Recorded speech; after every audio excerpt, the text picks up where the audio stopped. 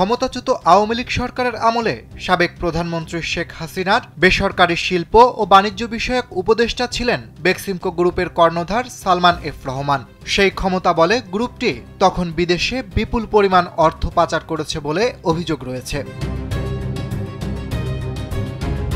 সিআইডির তদন্তে উঠে এসেছে, বৈদেশিক বাণিজ্যের নামে পণ্য রপ্তানি করা হলেও তার বিপরীতে বিদেশ থেকে অর্থ দেশে ফেরত আনেনি বেক্সিমকো গ্রুপ। প্রতিষ্ঠানটির সহযোগী ১৭টি প্রতিষ্ঠানের নামে সালমান এফ রহমানের মোট পাচার করা অর্থের পরিমাণ ৮ কোটি ২৭ লাখ মার্কিন ডলার, বাংলাদেশি মুদ্রায় যা ১,০০১ কোটি টাকারও বেশি।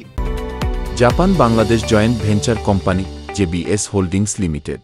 এসব অভিযোগে বেক্সিমকো গ্রুপের বিরুদ্ধে মতিঝিল থানায় দায়ের করা ১৭টি অর্থ পাচার মামলা তদন্ত করে সিআইডির একাধিক কর্মকর্তা আদালতে চার্জশিট দাখিল করেছেন। এসব চার্জশিটে সালমান এফ রহমান সহ ২৮ জন ব্যক্তি ও ১৭ কোম্পানিকে অভিযুক্ত করা হয়েছে। এদের মধ্যে কারাগারে থাকা সালমান এফ রহমান ছাড়া বাকিরা পলাতক। চার্জশিটে তাদের বিরুদ্ধে গ্রেপ্তারি পরোয়ানা জারির আবেদন করা হয়েছে।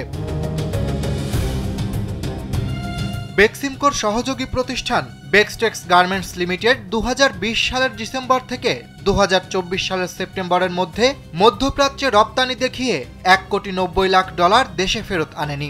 এই মামলার তদন্ত শেষে সালমান সহ ৬ জনের বিরুদ্ধে চার্জশিট দিয়েছে সিআইডি।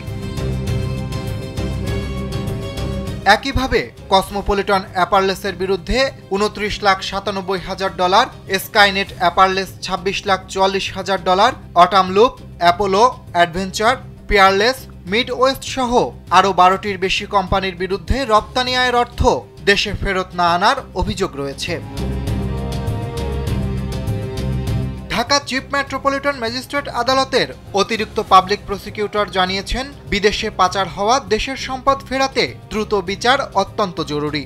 রাষ্ট্রপক্ষ চাইছে সালমান এফ রহমান সহ অভিযুক্তদের সর্বোচ্চ শাস্তি নিশ্চিত করতে। অরিত্র বাসু, কালবেলা।